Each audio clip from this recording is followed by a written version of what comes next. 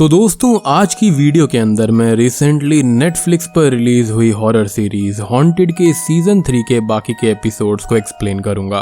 अगर आपने इसके पहले 3 एपिसोड्स को समहाउ मिस कर दिया है तो उस वीडियो का लिंक मैं आपको नीचे डिस्क्रिप्शन में दे दूंगा, जाकर जरूर देख लेना। तो चलिए अब बिना किसी देरी के चलते हैं सीधा वीडियो की तरफ।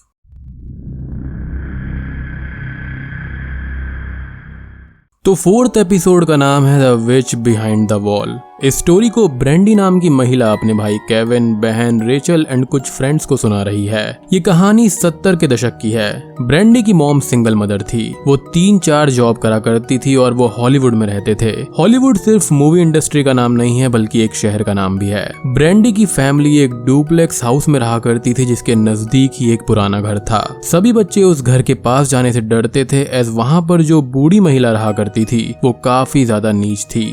वो अपने घर के पास में बच्चों को खेलने नहीं देती थी, हमेशा उन्हें डांट कर वहां से भगा देती थी। ब्रेंडी का यहाँ पर ये कहना है कि वो और बाकी बच्चे कई सालों तक उस घर के पास में नहीं गए।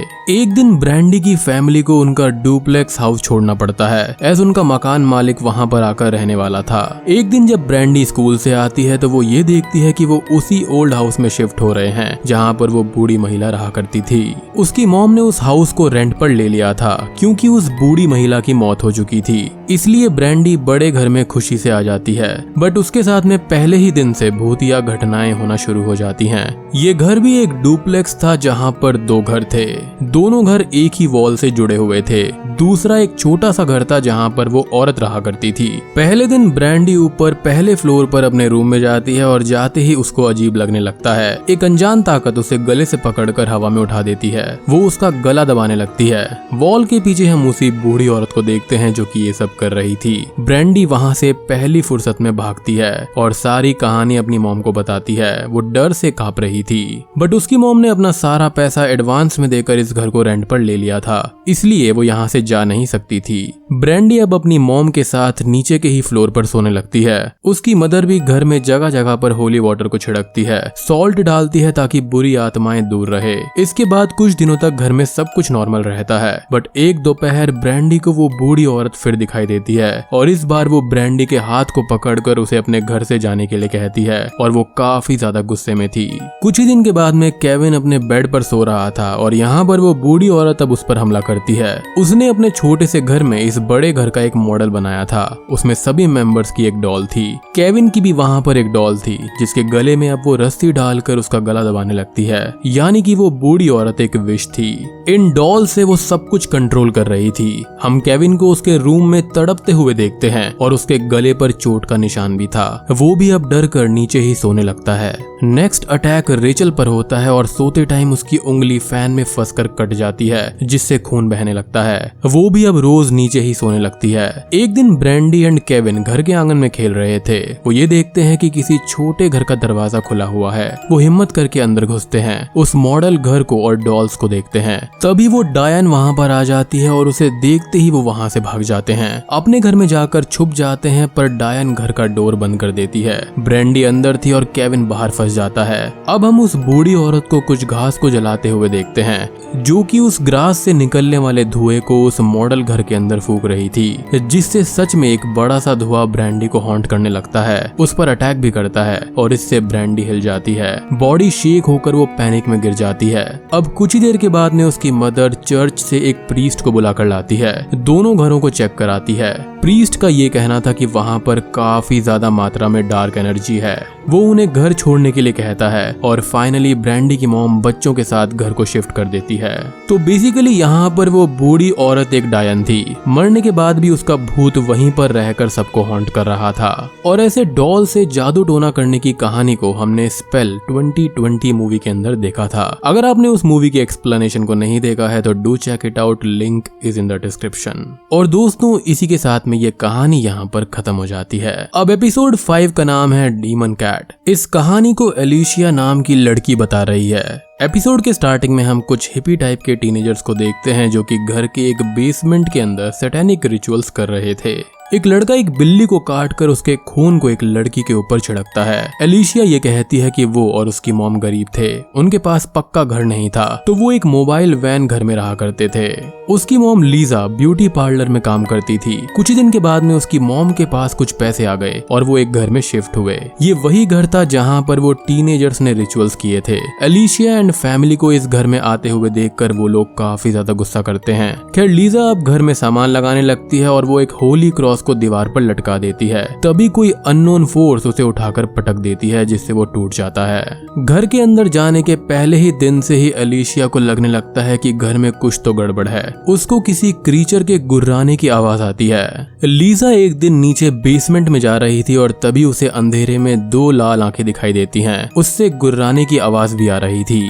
देखते ही देखते लीजा हवा में उड़ने लगती है और कोई शक्ति उसको उठाकर नीचे गिरा देती है जिससे उसके दोनों पैर की हड्डियां टूट जाती हैं। लीजा दर्द में चिल्लाती है जिसे सुनकर एलिशिया भी वहां पर आती है। वो वहां पर जो देखती है उससे वो एकदम डर जाती है। वहां पर एक क्रीचर था। वो बिल्ली की तरह दिख रहा था बट काफी ज्यादा डरावना और वायलेंट था। एलिशिया का ये मानना था कि वो बिल्ली का भूत था। जी हाँ, बिल्ली का भूत। मैं भी पहली बार जानवरों के भूत के बारे में सुन रहा हूँ। मे बी वो डीमन हो सकता है। एलिशिया लीजा को हॉस्पिटल लेकर गई और उसके पैरों में प्लास्टर लगवाया। अब हॉस्पिटल से आने के कुछ दिन तक घर में शांति रही बट एक रात फिर से बिल्ली का अटैक हुआ। इस बार एलिशिया का छोटा भाई बाथरूम में था, तब उसका डोर अपने आप लॉक हो गया। एलिशिया को भी बिल्ली की गुर्राने की आवाज सुनाई देने लगी थी। इस बार उसने उस पर हमला किया जिससे वो तड़पते हुए गिर पड़ी और लीजा अपने टूटे हुए पैरों के साथ में ही जैसे तैसे करके एलिशिया के पास गई और 911 को फोन किया। इमरजेंसी में एलिशिया को हॉस्पिटल ले जाया गया और उसका बॉडी टेम्परेचर 106 डिग्रीज था। जी हाँ, उसके पूरे शरीर पर लाल धब्बे पड़ गए थे, थकान थी, उल्टी होने लगी थी। एलिशिया की बाईं आंख की ऑप्टिक नर्व भी डैमेज हो गई थी। वो अगले 1 महीने तक बाईं आंख से अंधी रही। डॉक्टर्स ने उसे तुरंत आइस टब में रखा। वो खुद पीपीई किट पहनकर ट्रीटमेंट करने लगे एज उनको ये C-19 की तरह कंटेजियस लग रहा था। कुछ दिनों तक एलिशिया की हालत नाजुक थी। वो वेंटिलेटर पर थी। लेटर ऑन CDC से एक स्पेशलिस्ट डॉक्टर आए जिसने एलिशिया को ठीक से डायग्नोस किया। एलिशिया को टाइफाइड फीवर हुआ था जो कि US में बहुत ही रेयर था। ये वहां पर 1920 के बाद में पहला केस था।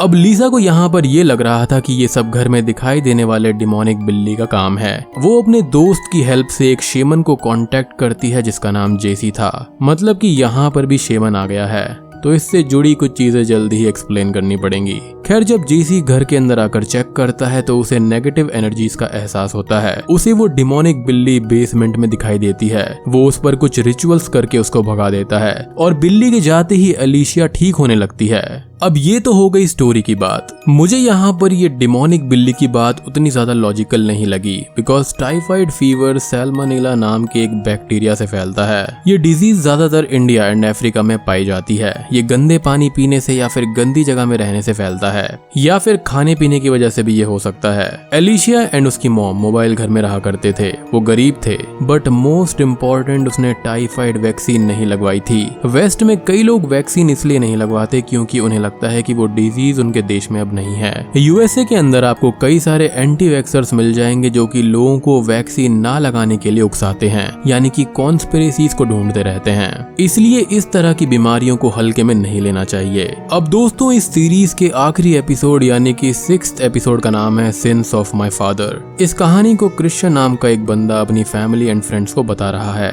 क्रिश्चियन का बचपन बेहद ही खुशनुमार था। वो अपने डैड के साथ काफी टाइम स्पेंड करता था। उसके डैड डिवोटेड क्रिश्चियन थे, हर संडे चर्च जाया करते थे। बट ये सब एक दिन अचानक बदल गया।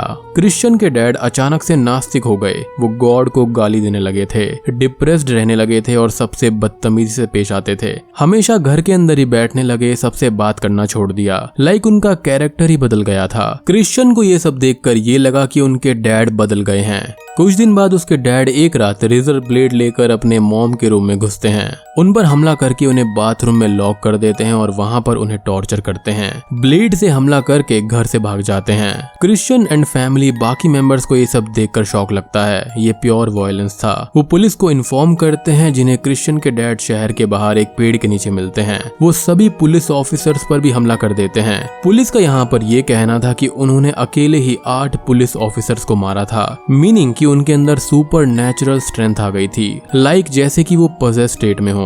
लेटर ऑन पुलिस उन्हें जेल में बंद कर देती है, बट उनकी मेंटल हालत कभी भी इम्प्रूव नहीं होती। क्रिश्चियन इसके बाद अपनी स्टडीज पर ज्यादा कंसंट्रेट करने लगा। कड़ी मेहनत करके हाई स्कूल पास करता है। उसे प्रेस्टिजियस येल यूनिवर्सिटी में दाखिला मिलता है। यहाँ पर क्रिश्चियन भी एक डिवोटेड क्रिश्चियन था। येल कॉलेज में वो रोज चर्च जाता था। उसका पहला साल वहाँ पर नॉर्मल रहा, बट दूसरे साल के एक दिन जब वो बाइबल पढ़ रहा था, तब उसे अचानक अजीब सी फीलिंग्स आने लगी। उसके पेट में दर्द होने लगा और एक आवाज को सुनकर वो हमेशा गॉड को गाली देने लगा था। वो भी अब उसके डैड की तरह ही धीरे धीरे अनस्टेबल होने लगा। उसने एक बार अपने सिस्टर्स पर ब्लेड से हमला करने की कोशिश भी की। इट्स लाइक कि उससे कोई ये सब करवा रहा था। वो हमेशा स्ट्रगल कर रहा था। एक दिन अपने मन की आवाज से तंग आकर क्रिश्चियन अपने डॉर्म रूम से भाग रहा था। भागते भागते उसे चर्च की बेल सुनाई देती है एंड बेल सुनते ही उसे अच्छा लगा। वो फौरन जाकर चर्च के फादर के सामने गिर गया। वहाँ पर उसके मुंह से एक सांप बाहर निकला जो कि उसके गले को दबोचने लगा, जिससे क्रिश्चियन बेहोश हो गया। चर्च के फादर फौरन ही उसकी बॉडी पर होली वाटर छिड़क कर क्रिश्चियन को बचा लेते हैं। लेटर ऑन क्रिश्चियन को ये पता चलता है कि वो एंटी क्राइस्ट स्पिरिट थी जिसने उसे पजेस किया था, और इसी स्पिरिट ने उसके डैड को भी पजेस किया था। इसके बाद क्रिश्चियन फिर से नॉर्मल हुआ एंड तब से वो एक नॉर्मल लाइफ को जी रहा है। और बूम, ये सीरीज यहीं पर खत्म हो जाती है। तो दोस्तों, ये थी true story based horror mini series haunted season 3 की कहानी। सभी 6 स्टोरीज ठीक हैं, उन्हें नरेट करने का तरीका भी अच्छा है and as a horror show ये ठीक है। लाइक यहाँ पर कहानियों को एग्जैजरेट करके नहीं बताया गया है। अब कुछ लोग ये सोच सकते हैं कि यहाँ पर इतना कुछ नहीं था, लेकिन मैं आपको बता दूं कि रियल में इतना ही कुछ होता है। लाइक हम बहुत ही ज्यादा हॉरर मूवीज में जो सब देखते हैं उनको एग्जैजरेट करा जाता है। इनफैक्ट कॉन्जरिंग के अंदर भी एड एंड लोरेन ने बताया था कि इतना सब कुछ नहीं होता है। फिल्मों के अंदर मसाला लगाकर दिखाया जाता है। अब यहाँ पर कुछ कहानियां सच हो सकती हैं, बट राइटर्स डायरेक्टर्स ने क्रिएटिव लिबर्टी ली है। और पर्सनली मुझे यहाँ पर डायन वाली कहानी और ये लास्ट वाली कहानी यानी कि एंटी क्राइस्ट वाली स्टोरी अच्छी लगी। तो आपको वीडियो अच्छी लगी हो तो लाइक कर दीजिए, चैनल पर नए हैं तो सब्सक्राइब कर देना, और आप अपनी फेवरेट स्टोरी कॉमेंट में जरूर बताना। तो मैं आप सबको मिलता हूँ ऐसी ही इंटरेस्टिंग स्टोरीज के साथ में। तब तक के लिए